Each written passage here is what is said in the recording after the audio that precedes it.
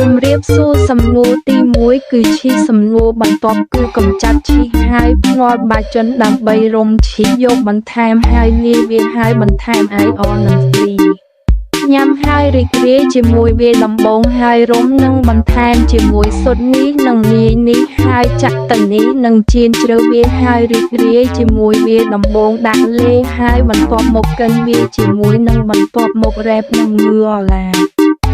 ម្សៅនិងអំបិលរួចចៀនឲ្យជ្រៅរួចញ៉ាំវាដោយរីករាយ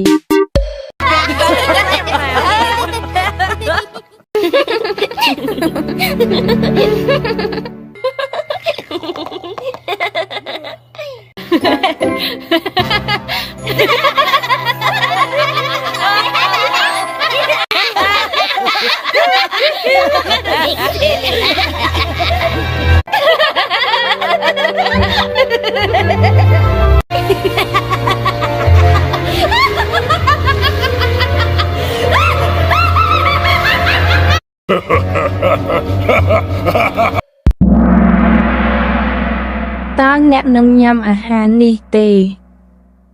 3 2 1ទៅ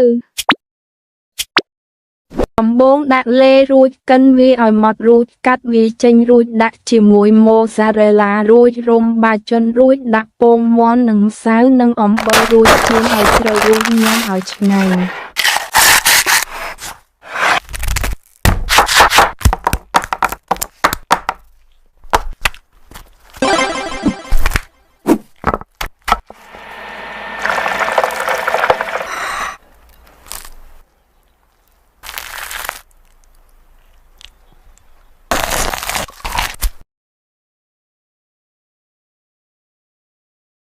ដំបងដាក់ដិតលេរួចកិនវារួចកាត់វារួចយកចេញរួចបន្ថែមជាមួយម៉ូហ្សារ៉េឡា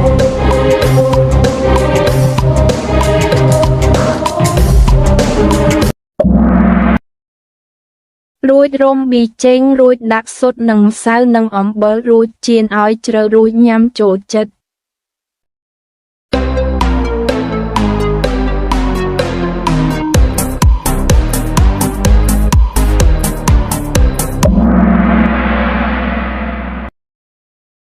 ដែលពេញចិត្តនឹងសំណួរអំពីធ្វើពុតដិតលេរួចហើយបុកវារួចកាត់វារួចយកវាចេញរួចបន្ថែមជាមួយម៉ូហ្សារ៉េឡារួចរុំបាជុនរួចដាក់ពងមាន់ម្សៅនិងអំបិលរួចចៀនឲ្យជ្រៅរួចញាំឲ្យឆ្ងាញ់ហើយបន្ទាប់មកជុំបន្ទាប់គឺវូន